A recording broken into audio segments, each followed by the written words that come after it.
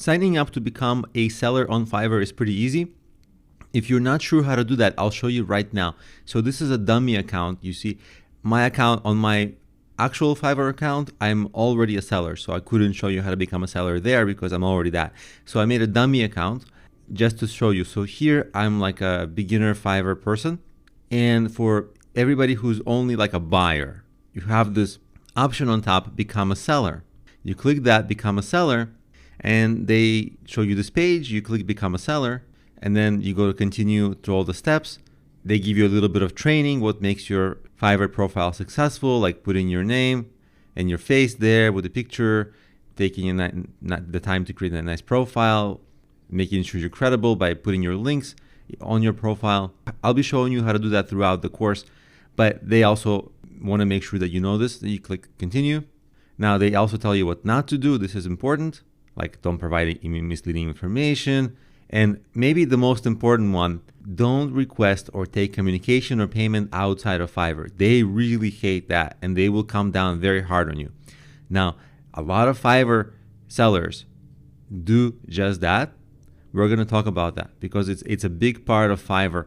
Fiverr prohibits that. Sellers go around this. It's a big issue on Fiverr. We'll be talking about that in the course, but at the moment, take what they say as 100% truth. You want to be very careful of going around Fiverr, especially when you're just starting out, because if you get warnings, you'll get banned and all your work goes to nothing.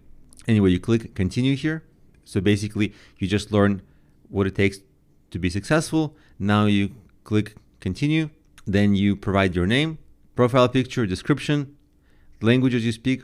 I'll do this with you just in case that you're confused about anything. You'll know what to do. So your first name should be your actual name. I'm just going to put my not actual name because this is a dummy account. Then your picture. Then you put a picture, a professional one, of you if possible. Then your description. There's a minimum of 150 characters to 600 characters. So you can't write too much. What you want to do is say like, I'm an expert in logo design or whatever you're doing, right? I'll make this a little bigger for you. So I wrote a basic description, like 10 years of logo design and web design. This is completely made up. I don't even know how to design logos, but this is just to give you an example for how a professional one would look like. So like 10 years of logo design and web design, obviously that would make you stand out. If you just learned how to do this yesterday, that would not be so great. You can still put that there, but ideally put your best skills, and you can say you have experience working for startups or Fortune 500 companies, and you specialize in some specific skills because people might see that. Then you give English, like in my case, it would be English just because it is English, and you say proficiency, fluent, and you add that, and then you just say continue. Your occupation, so let's say in my case it would be graphic design. You would pick whatever that you want to do here.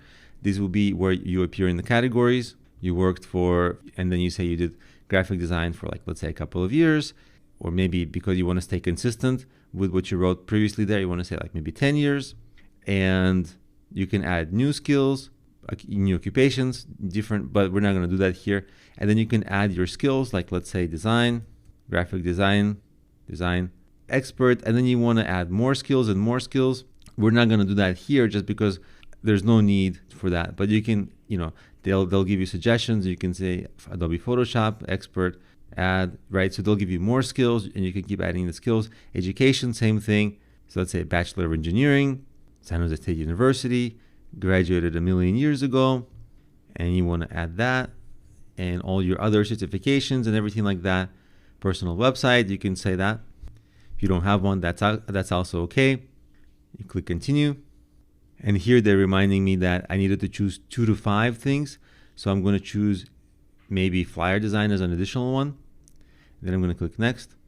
Then you want to connect your social profiles. You don't have to do that, but it's good to do that, especially if those social profiles display your skills. For example, if on Twitter you talk about design and it's all about design, then connect your Twitter. But if on Twitter you're talking about your favorite sports team, then there's not a really great reason to do that.